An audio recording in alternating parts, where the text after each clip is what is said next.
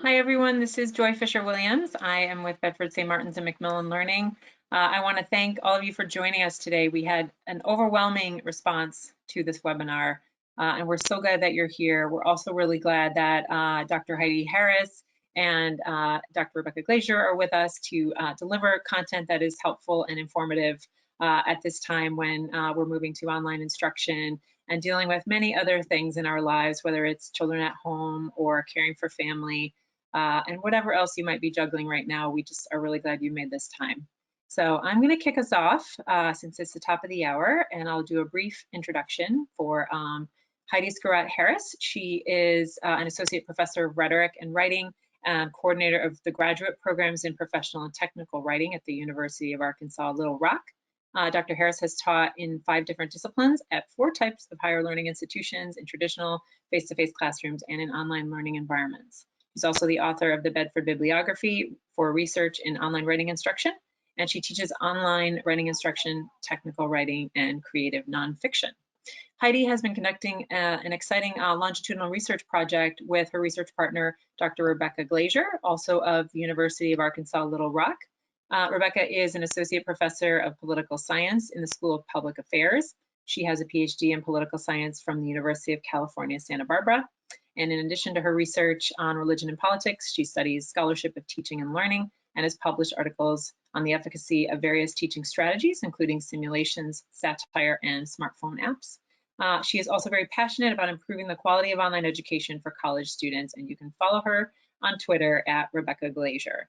So Heidi and Rebecca, I'd like to turn this over to you both, and thank you for coming and talking to us today about building rapport and communicating effectively with students. Thank you so much. We're thrilled to be here, and thanks to everyone who is here and joining us. We know that there's a lot going on right now, and we appreciate having you here. Heidi and I just wanted to acknowledge as well that it's Passover, and there are some people who are unable to join us because of that. And we just wanted to say that right now, especially with Passover and with tomorrow being Good Friday, that we hope that people who are connecting with their faith communities, even when they're unable to gather, that that's able to bring some comfort and peace during these challenging times. We know that if you have come here to a webinar on the key to online teaching, it's possible that you might be feeling a little bit overwhelmed right now. You may be finding yourself in a challenging time trying to take your classes totally online and finding yourself and your students a little bit overwhelmed, and we definitely hear that. So we wanted to start today by doing a poll. So Joy is going to push that out to you, and we want to know what are the things that are most concerning to you in your online classes right now. So when you think about your top concerns, are you most worried about producing high quality content, communicating effectively with your students, or building and maintaining relationships with your students? So I know that you probably have a lot of concerns, but if you could pick one of these 3 things and make those votes right now, that'll help us as we move through the rest of this webinar together.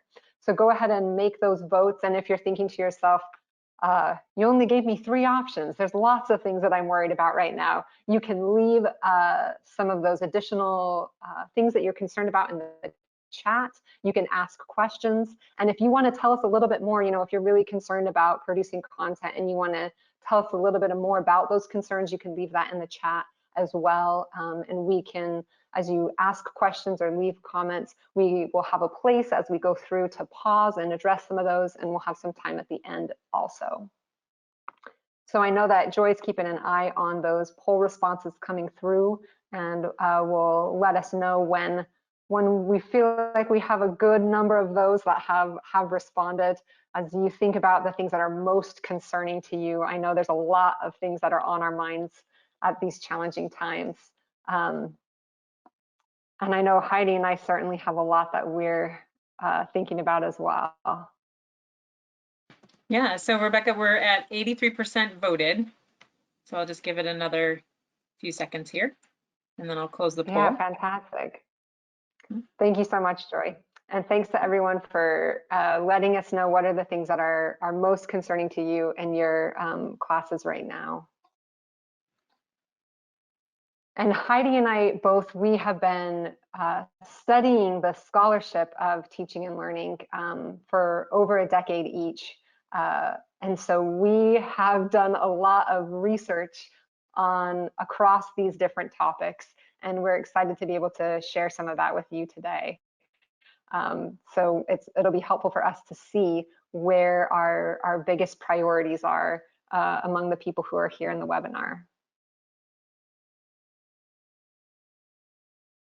Okay, so I'm going to close the poll. Awesome, thank you so much.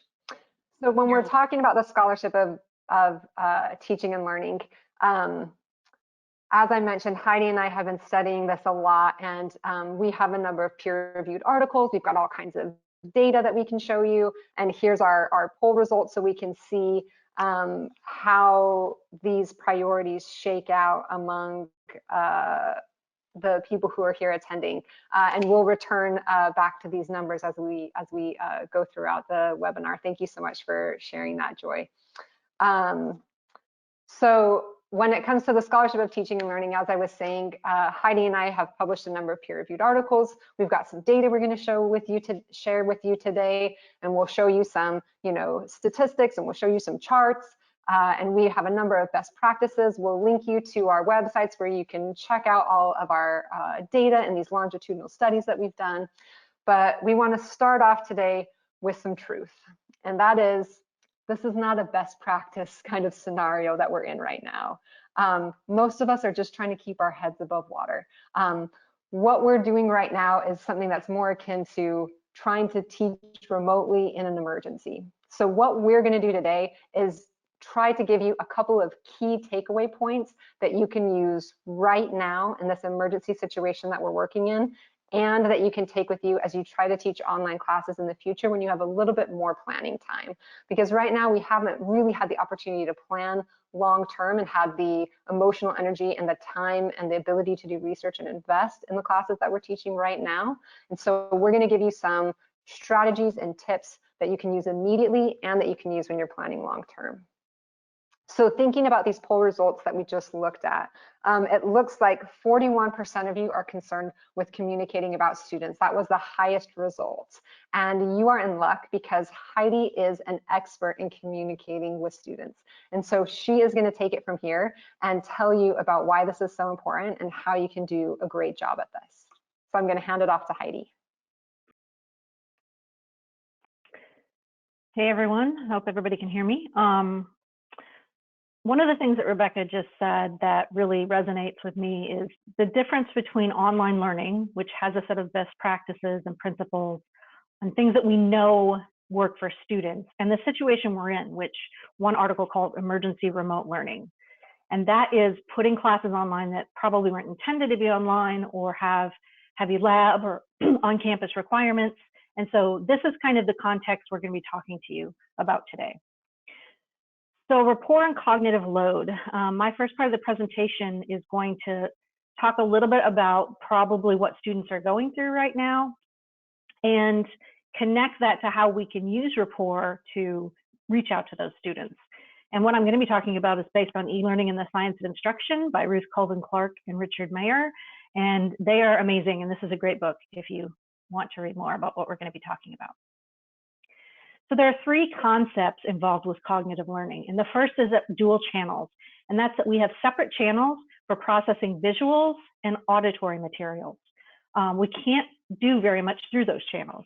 We can only process a few pieces of information at a time through each channel. So you can be looking at the screen and listening to me, but you have to kind of block out everything behind you in order to focus on those elements. The problem is that for active processing to occur, or what we call learning, we have to engage in appropriate cognitive processes. And appropriate cognitive processes rely on those channels of information. So in short, what we're dealing with right now in this emergency remote teaching situation is that students are not looking so much like our normal learners. What they need to do instead is be attending to relevant material, organizing material coherently, and integrating the material with what they already know. So those three things I'm going to cover, talking a little bit about how we can do these, particularly through communication, through writing, and how we structure our courses. But first of all, I want to talk about what online learners are portrayed as. And that's this. Happy, home, have a laptop, headphones, engaged, excited about learning. And what I've heard from students, and probably you have too, is that they look more like this. So maybe they started this and wound up here because they're also schooling their kids, they're dealing with medical and family issues. Some of them are probably at this stage where they're maybe at the beginning started out kind of confident and then are freaking out later. And a lot of them, including myself, probably are working in an environment like this. Like this screen is a beautiful, clean background, and everything outside of it kind of looks like raccoons live in my house. So this is both, it's difficult to have this auditory and visual content coming in, like clearly they're watching TV and there's stuff everywhere, and also concentrate on that active processing. So the first thing that people need to do and how you can help them, things that build rapport in a very simple way, is to help them attend to the relevant material. And in on-campus classes, we can do that by saying, this is what's important, or this is what you need to do. In online classes, students might not know how to navigate to the material that they need. And part of our goal is to teach them how to do that.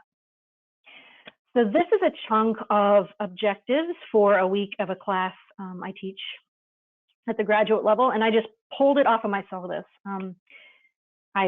It's just a bunch of text, and it probably makes you feel a little bit uncomfortable right now because it's just a wall. Like it feels like running into a wall. Like you could not pick out of this bunch of words what the most important points are. So what I'm going to focus on in the next 3 points is that less is more. So this information is great. Like this is all the information they need, but when less is more, we have to think about organizing that so learners can also navigate. So this is chunking. This is just taking that same information and adding some directional components. So we meet in Zoom on, before we meet read, those are my headings, and I bulleted that list.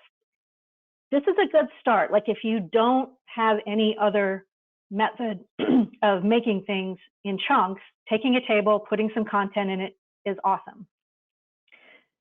So after we teach them how to attend to relevant material, we have to organize the material coherently. And because in our dual channel system, people are getting a lot of sound and visual stimulation, organizing the material so that they can quickly get to those main points is even more important. So this is chunking and highlighting. I took that assignment or that weekly schedule and I really pared it down to only what students need to be able to do and accomplish and know. So this is I actually changed the week because this is the real week we're meeting right now. What they have to read, discuss, ask questions, and their Zoom link to get into the meeting. I bolded anything that I thought they might want to pay attention to. So if you look across this, you can see if you read just the bolding words, it's week 10, read chapter 2, prepare to discuss and ask questions, and meet Wednesday. So that is the key content that I want them to focus in on, even if they can't process much of the other elements of the document. So we went from this to this. So the key is integrating the material with what they already know, this active processing concept, that they don't just take in the information, they actually retain it. So if you're a Seinfeld fan, it's not just keeping the reservation, it's holding the reservation, right? So how do we get it, or how do learners get things into their brains? What I recommend, and this really connects rapport in with this kind of model, is chunking, highlighting, and connecting. So you see the table I have down at the bottom. This would go out as an email to class. And I further direct their attention. I help them make connections by just posting a short blurb that tells them what we're going to be doing. So welcome to week 10. This week, we'll use brainstorming we did last week and turn that into a thesis idea. So I'm making that connection between last week and this week. This is why we're doing what we did this week, because that's what we did last week. The deadlines and classroom links are on the table below. And then I focus them. This reading focuses on learning theory. Pay attention to page 35. We will use this chapter to move from thesis idea to thesis statement. So even if they can't do anything else, like if they're so like vibrating, if they have 20 kids, they can pay attention to page 35 and they will at least be able to start connecting to what they already know when we're learning. So that's all I have right now. We're going to break for questions. So if you have a question, I think just type them in the question area, and Joy is going to give some of those to us so we can start kind of helping you with some of these concepts. Yeah, so thank you everybody who's submitted a question so far. There are lots coming in. I'll give you a couple samples here, Heidi. One person is saying, I'm used to teaching research skills, going to the library, etc. Where's a good place to start for moving content like that, or content like demonstrating sentence structure, for example, into the online space, and keeping my students engaged with those activities? So if you're demonstrating things, I would recommend doing short videos. So if you're demonstrating sentence structure, this is a PowerPoint slide deck. It's got a blank background and it has black words on it. Go in and say, hey everybody, I want to talk to you about sentence structure. And then just use that screen with highlighted words, maybe kind of like I did above, to do that same kind of lesson. If you're going to do it synchronously, you're probably going to want to keep it to a very short window of time. So for synchronous activities, I generally recommend interaction, kind of if you're doing a flipped classroom, that would be when you bring synchronous in, when the students need to engage with each other. Or if you're doing just kind of a checking in or office hours kind of thing. But I have several examples, actually I can't pull up right now, but yeah, I teach paragraph structure, and I have maybe a 5-minute video that walks them through paragraph structure. And then we take questions and discuss it in the discussion board. So yeah, we teach research methods and skills online at our bachelor's and master's level. So we have ideas. I can't get into them all, but yeah. I think that's a great point, Heidi, too, to keep that really tight if you're going to record a video, to keep it nice and short and get right to the point with students. Yeah, and I was just going to add a follow-up to that. We have a nursing professor named Karen who says one of her big challenges moving to the online environment now is teaching skills like maternity and newborn care, and also practical application of theory. So do you have additional thoughts on that, Heidi, or would you recommend the same? If you're teaching skills and you have the ability to do synchronous, I would probably have a synchronous session where students can ask questions. What you really want to avoid is like having 20 or 30-minute lectures where they don't chime in, kind of like what we're doing now, like the big chunks of our webinar where we're talking to you. You might be getting something out of that, but it's not engaging you. So what you'll want to do is try to set up a scenario in which you can demonstrate something to them, not as a lecture, but as some sort of interactive activity. And beyond that, I have no idea, because we teach writing. So it's mostly skills-based, but it's not demonstration-based. So that's a particular challenge in nursing. Thank you. Yeah. Oh, go ahead, Rebecca. Sorry. I was just going to say, in the second half of the webinar that we'll move into, we'll talk about the importance of building relationships with your students. And I think that especially in a skills-based field like nursing, where the students really need to be able to come to you when they're not understanding something, it's so important that they get it, that is even more important. And maybe that synchronous connection might be especially important, where they see you doing something and where they're able to come back and say, wait, I didn't get that, I didn't see that, and they're comfortable enough to say to you, I'm not sure I'm getting that, I need to see it again. So Heidi, another question for you about the schedule that you just showed. Do you deliver that through email or through announcements, or both? Yes. So the text that I posted there would be we use Blackboard, in an announcement that's pushed out to email. Excuse me. But I also have a website. It's a Google site for my students. And that same table is included right at the top of their learning activities and lessons for the week. So I replicate that in multiple places. They have the big schedule, which is basically a giant table with everything in it. And then I push out weekly schedules and then embed that in the website. So no matter where they come in, through email, Blackboard, or the Google site, they're getting the same first level of information, and that's that schedule box. Great. So this is kind of a big question. Rob asks, how can I tell how much is too much or too little? I think he's talking about assignments and activities. Good question. It took me a long time to kind of balance that. I would say the most important thing is to walk students through what they have to do. So first of all, if you can say read, watch, do, learn kind of thing, making those kinds of connections. If students seem to be struggling completing activities, they might have so much they can't process it all and they're just trying to do what they can. So I cut down readings to just the essential elements. If I do videos, they're very short. You'll kind of, after a while, I know you're probably in like week 2 or 3 of this, but after a while you can start to gauge and students will tell you, like if I have a mistake on my website, they're on it. Like they start to give me that kind of feedback, and Rebecca's going to talk about that in the second half as well. And I just give them opportunities to say, is this too much? Is this too little? Is there something else you need from me? And that generally helps me kind of balance information in my class. Great. We have another minute or 2 for questions. There's a lot coming. I'm trying to sort of distill here if I can. Oh, how important is graphic design when you're developing an online course? Is there research to show that it makes a difference? I have a video about this. I just sent to Joy. It's not so much about graphic design. Like you don't have to have the most beautiful syllabus ever, the most beautiful Blackboard site, which is technically impossible. But you do have to like use those cues.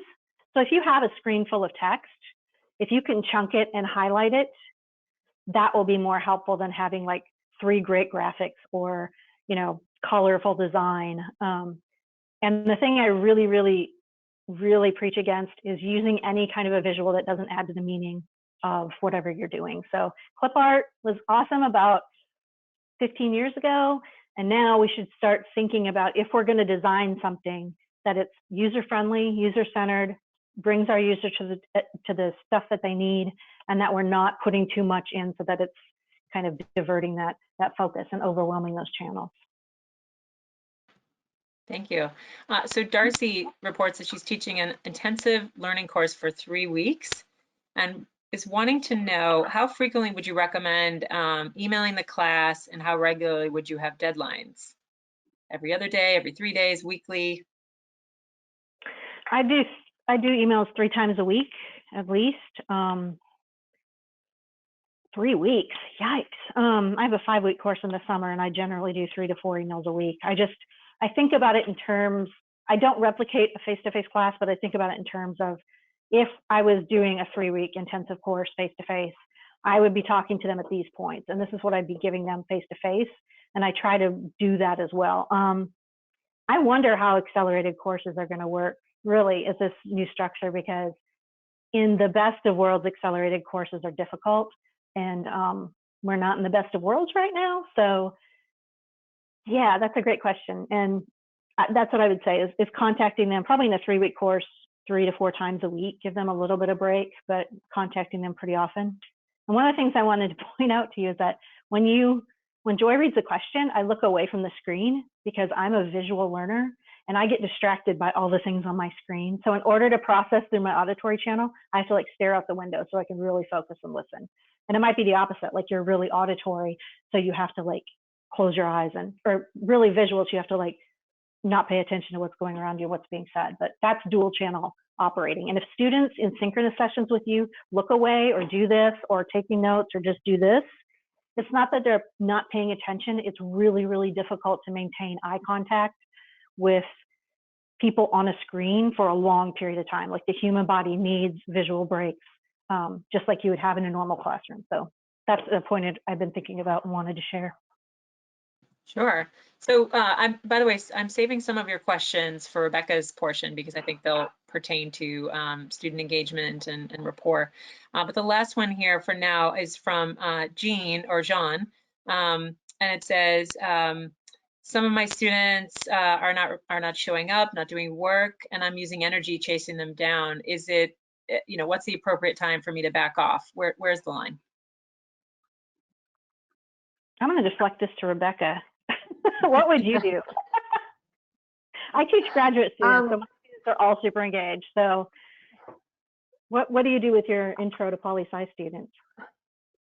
I think right now, I don't think there is a line. I think our job right now is our students are in crisis, our system is in crisis, we're in crisis. I mean, I think we have to take care of ourselves. You shouldn't use so much energy that you have nothing left, but I don't think we should write off our students. I don't think we should say we need to give up on this student. I think every time that you're sending, if you're checking in on the rest of your class, you shouldn't say, I haven't seen that student for 2 weeks. I should just, don't bother checking in on them. You should check in on them too. I don't think we should at any point in this process give up on any of our students. They're going through unimaginably hard things right now. We all are, and it's going to continue to get worse. I mean, we're seeing the unemployment numbers, we're seeing the numbers of people dying go up, and all of these things are hitting our students and us really hard. And we have to be cognizant of how much is left in our own tanks, and don't run ourselves dry. But I don't think it's time to give up on any of them yet. Okay. And all right. I think Rebecca's going to, sorry, I think Rebecca's going to address this more in the second half of our presentation. Yes, yeah, and I think that's a nice segue. Yeah. So Rebecca, over to you. Yeah, I'm happy to move into that. And thank you so much to Heidi for all of her insights. I think we'll start by talking about one of the other poll questions. And that was the one about the concerns about producing engaging content. So there's a lot of you out there who are worried about producing engaging content. It looks like about 27% of you said that this was a top concern. And I know that as I've been talking with colleagues, I've heard that. People who are commenting in the discussion, Donna, Elizabeth, Manaz all said that they're really concerned about producing engaging content. This is something that they're worried about. It's, maybe things that at night you're like this person who looks to be a very invested chemistry professor who's doing an involved experiment that appears to involve Fruit Loops and looks very entertaining and engaging for students. But a lot of us just do not have the bandwidth and the energy to be doing this kind of content. And I have good news for all of us. We don't need to be. We can let it go. Because in the survey data that Heidi and I have seen of students right now during this pandemic, they don't need engaging content. They don't need professionally edited videos. What they need from us is real human engagement. They need their professors to check in with them, to connect with them. They need them to build rapport.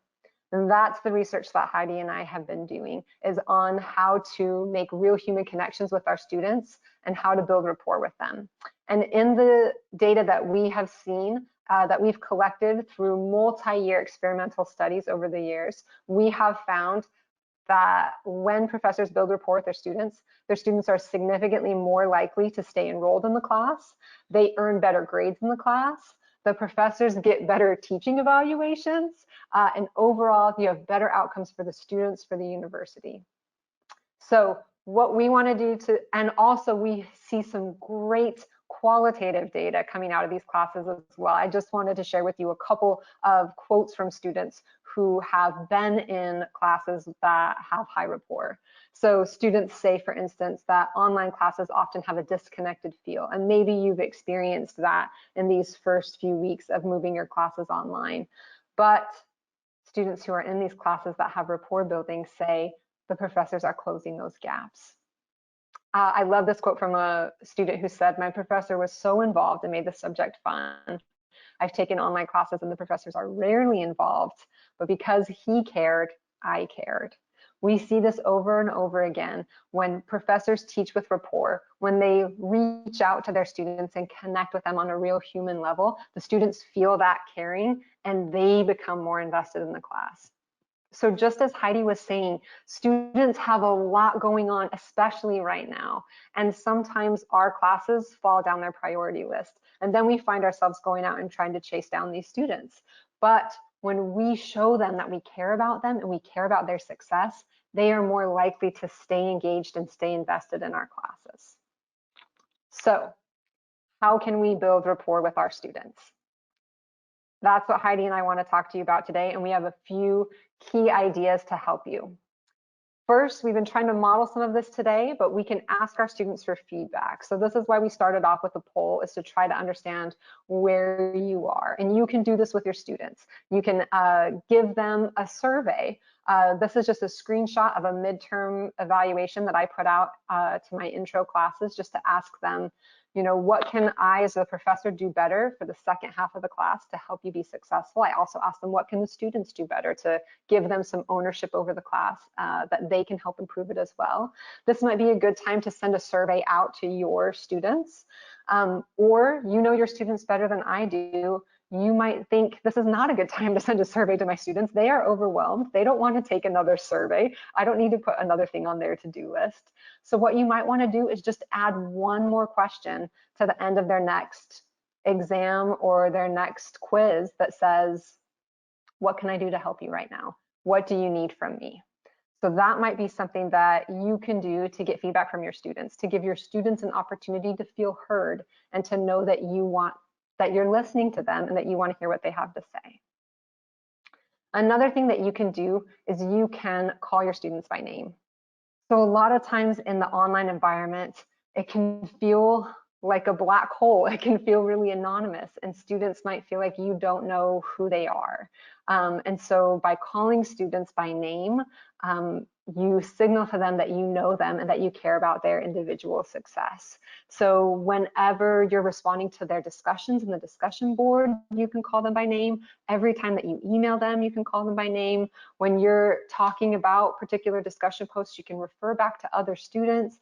All of those send students a signal that you know who they are and that you care about their success. Another thing that you can do to build rapport with students is to humanize yourself. So remember how I said that you don't need a professionally edited video? Well, it can actually be helpful if your cat jumps up onto your lap in the middle of your video, or if your toddler walks up and asks you for a cookie in the middle of your lecture, because your students might have cats or toddlers too. And those interruptions show that you're a human being, and that helps your students see you as that and helps them connect to you. So these are just screenshots of videos that I record for my classes. Every week I record just a short video, just a couple of minutes long, where I check in with them. I tell them, you know, here are the assignments that are coming up for this week that are due. Maybe I mention some things that are going on in current events. Maybe I talk to them about a book I'm reading. You know, I just use it as an opportunity to connect with them and show them my human side. And they, you know, reciprocate and connect back with me. That makes it so they're more likely to stay engaged with my class. The next thing that Heidi and I have found to be really an effective tool with building rapport with students is to send them personal emails.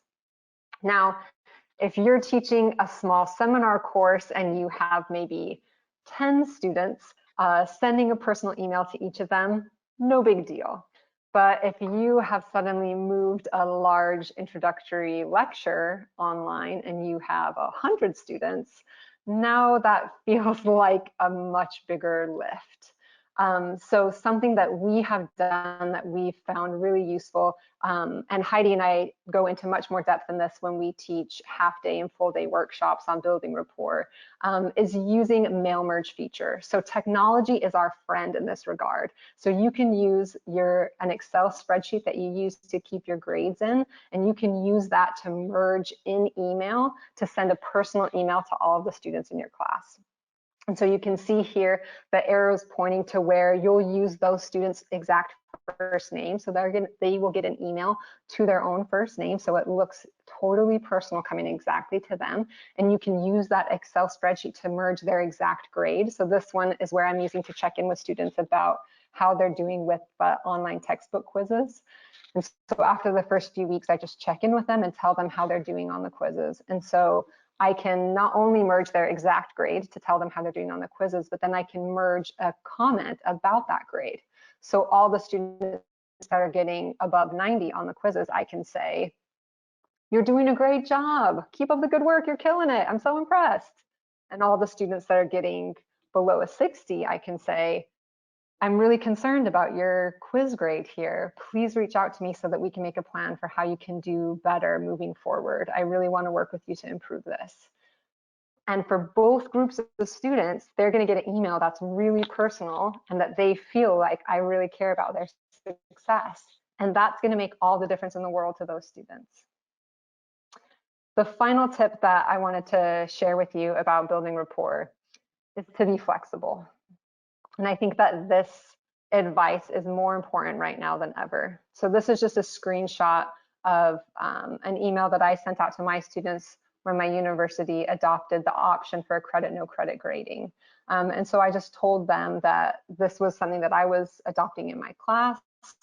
I told them that I knew that they were working really hard right now, and thank you for that, and that this was an option that they could reach out to me if this is something that they wanted to choose for our class. And so if you're adjusting your policies, if your university is adjusting your policies, communicate that to students. Reach out to them and let them know that you're going to be flexible. If you're adjusting deadlines, let them know about that. Just today, I was talking to a student who was in tears about the possibility of missing a deadline. We need to be flexible right now and let them know that deadlines don't need to be hard and fast. We can adjust. And students really appreciate that flexibility. Okay, so that was a lot of advice. You may be feeling like building rapport is a lot to ask. Those are a lot of things for me to put on my plate, especially right now when I already have a lot on my plate. Building rapport definitely takes intentionality. We have to be thoughtful about it, but it's actually not that hard. In fact, Heidi and I have conducted short-term studies where we have randomly assigned students to complete a few tasks in course shells that are designed with these rapport principles compared to ones that are not designed with these rapport principles. And what we've found is that there are statistically significant results in terms of students choosing to stay in the classes that are built with rapport in as little as 15 minutes. Our students are really hungry for this connection. Our students want to have relationships with their professors. And it takes as little as putting your picture up and using some of this language that Heidi demonstrated for us of making things a little bit easier for students and being friendly and connecting with them. You can see in this data here, in this chart, that the students' reported likelihood of staying in the class significantly increases when we use those rapport design features. And this is only 15 minutes. All this took was the students being in the course for 15 minutes to see these statistically significant results. So rapport does take some intentionality, but the students are hungry for it and they want that connection, and you can see really meaningful results very quickly. So the quick takeaways, if you want to build rapport right now to make a difference for your students, send them a check-in survey or maybe just one question on their next exam. Send some personal emails, follow up with those students who you're not hearing from, and adjust your expectations to be more flexible and let students know that you're going to be flexible. When you're thinking long-term, maybe for your classes that are going to be online in the fall, do some merge that can really help connect with your students. When you're thinking about designing your assignments, make it so that you can give them personal feedback and they can create connection through groups, discussion boards, and the types of assignments that you give them, so there's more opportunities for connecting. This does take some effort and some work, but I just want to say it's totally worth it. This is a group of my students, and when I look at those faces, I think, of course you've got to put in the effort. It's 100% worth it for these students. Thank you so much. Thank you, Heidi, or thank you, Rebecca. Sorry, I appreciate that. Sure. I appreciate you ending with the student, right? It all kind of comes back to them. So we have a lot of really great questions coming in. Donna and a few others have actually asked this question. How do you carve out time to make sure you're supporting students who need extra help? And I think it's Karen who said she creates a watch list for distressed students. So what other ideas do you guys have? Yeah, I think that's a brilliant idea to have a watch list for distressed students. I kind of have a tab in my email of students that I'll mark kind of to file away each semester, of students who maybe have alerted me to, you know, something's going on in my life that is challenging, and I'll just check in with them periodically to say, hey, how are things going, and follow up with them. And I think, you know, Heidi and I do a lot of quantitative analysis, and, you know, we've published a lot of articles about this, and we really see, you know, statistically significant results of connecting with students through Rapport. But what has really stuck with me and has kept me for over a decade putting in the time that it takes to build these relationships with students is the emails that I get back when I, you know, follow up with a student and say, hey, I know that you were really struggling because your grandmother was in the hospital. How is she doing? And to get a student who, you know, emails me back and says, oh my gosh, I can't believe that you remembered that my grandma was in the hospital. She's doing a lot better. Thank you so much for following up. Thank you so much for the extension on that assignment. You know, no other professor was willing to give me that. And students having so much gratitude about that really is the part that makes me say, yeah, this is definitely a pedagogical decision that I am going to stick with forever. That's what I was thinking about too. Is we have a teacher in our program who, once she moved her course online, found out a student was dyslexic, and he didn't have the support services to be able to overcome that. He'd really been doing really well in the classroom. And so what she did was just kind of work with him to like install a reader. There are a couple of text readers that are really good, to teach him about voice commands so he could talk his papers into a document. So those kinds of students, really what I do is just reach out to whatever community you're a part of and say, hey, this is my issue. What would you guys do? If they have an advisor and you can find out who that is, contact them. Or maybe work something out with your supervisor, your WPA, or whoever, and say, this is a list of students in my classes that are really struggling. Can you reach out to them personally? Or, you know, can you help me with reaching them and helping to meet their needs? I do agree, though, that there's always a time trade-off, right? And all of these ideas that we've been talking about take time, and that time's got to come from somewhere. Heidi and I advocate for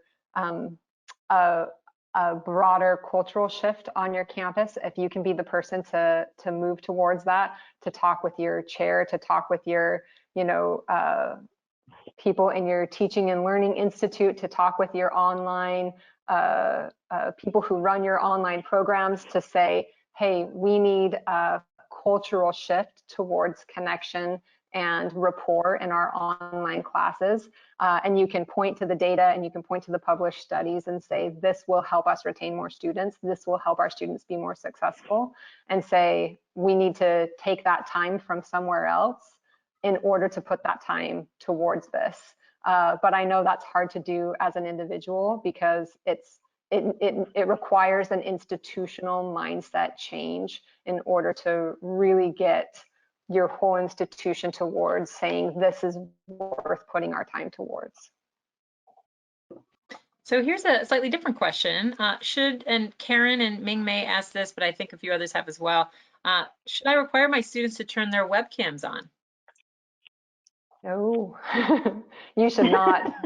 That is a privacy issue.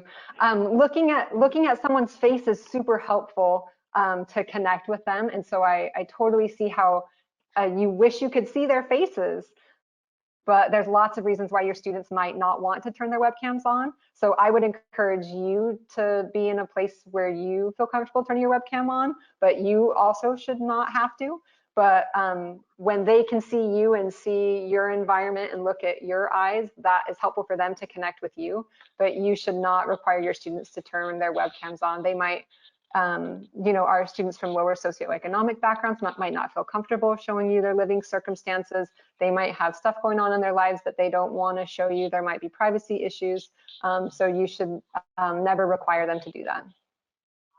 The thing you can do though, and I've seen a lot of stories floating around about people who are not presenting themselves well when they do turn on the camera. And so what I've been encouraging people to do is teach this as a professional development opportunity. So no matter what they're going to do in the future, there's a good chance that they're going to be doing something like this. So say, hey, you know, I want to kind of meta this. I want to talk about what's going on right now, how you can best present yourself. If you don't want to put your camera on, that's fine. But if you do, think about your background, think about what you're wearing, don't eat or drink, like those kinds of things. And you can kind of flip that around to a teachable moment. That's a great idea. Yeah, thank you, Heidi. And that answered another question that someone had asked. That was Andrew, by the way. So Ava says, this is actually related to what you just shared. Some of my students have access issues or they're from lower socioeconomic backgrounds. What strategies do you have for engaging them? And they may not have internet access all the time. How can we help them? Yeah, that's such an important question. So many of our students, you know, Heidi and I have looked at these data, and it's upwards of, I think, 30 or 40% of our students who take online classes do the majority of their coursework on their cell phones.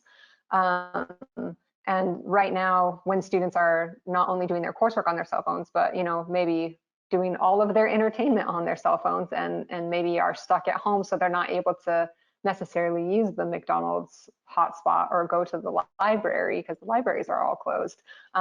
Maybe their data plan is being used very quickly. Something to really give heavy consideration to is whether you need to be doing synchronous video sessions for your class. I would think very carefully about that, and I would say that in most circumstances, the answer is probably no. So I would think about how you can simplify your courses as much as possible, and do them asynchronously, do them with as few video content as possible. So I just do very short videos each week just to check in and build rapport and let students see me. But I let them work at their own pace. I have my lectures up in just Word documents or in PDF documents to improve accessibility so that students could, you know, maybe get to a hotspot, download those, and then have them. A lot of families maybe only have one computer, and suddenly they have 3 kids home from school who all need to do their schoolwork on one computer, and they're working from home, and also, you know, you're trying to keep everybody entertained stuck in one house, and there's always someone who wants to watch Netflix. So it's definitely a challenge. So I would say go asynchronous, simplify as much as possible. I think for mobile users, which the video I mentioned earlier that hopefully will be coming out through Macmillan soon, talks just about designing courses for mobile learners. The big thing aside from data is just interface. So what I do is I'll design a course, put something up, and then I test it on my phone. So I get the Blackboard app and look at what that's going to look like. If I make a Google site, I know that's automatically responsive. If I want to make a video, I run it on my phone. I post it on YouTube and run it through my phone to see what that looks like on a phone. Because if I'm doing these kinds of presentations where they have to read a lot of text and they're only viewing it on their phone, they're not going to get what they need to do. So I'm really conscious about structuring the visual elements and the auditory so that students across devices can use them not effortlessly, but to do what they need to do. Okay, so I think we are just about at time. What I wanted to do now, Heidi and Rebecca, is give you sort of the final word on what you've been hearing today from the audience. And I want to thank everybody for all the great questions. Questions that we didn't get to, we'll be happy to take offline and see if we can answer those with you as follow-ups. And yeah, so Rebecca and Heidi, over to you for final thoughts. And thanks again, everybody. Thank you so much. We've been excited to be able to share some of this research. I think this is a really important time where we have an opportunity to reach students where they are. And right now in this kind of remote teaching emergency, to try to connect with them and help them finish out the semester as successfully as possible. And I think communicating with them clearly and connecting with them and building rapport with them are two key ways that we can help them be successful through the end of the semester. And then taking these principles as we look forward to what online education is going to be in the fall and ahead, I think there's solid principles that can help us develop the best possible classes.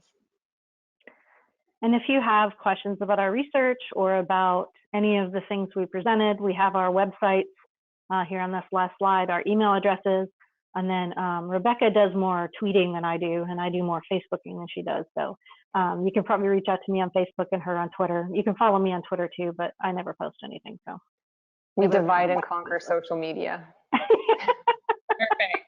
It works well. And Heidi, if you go to the last slide, there you go. I just want to remind everyone that this webinar and all the webinars that we've been recording recently around online instruction, and they're across the disciplines really. So you can find something for what you teach specifically, or a broad topic like the one we discussed today. Just go to mcmillanlearning.com and click on that link at the very top, and you'll see all the webinars. And thank you all again for taking the time today. This was a pleasure. Heidi and Rebecca, thank you for sharing your research with us. And we'll look forward to talking to all of you again soon. Have a good day. Take care. Thank you.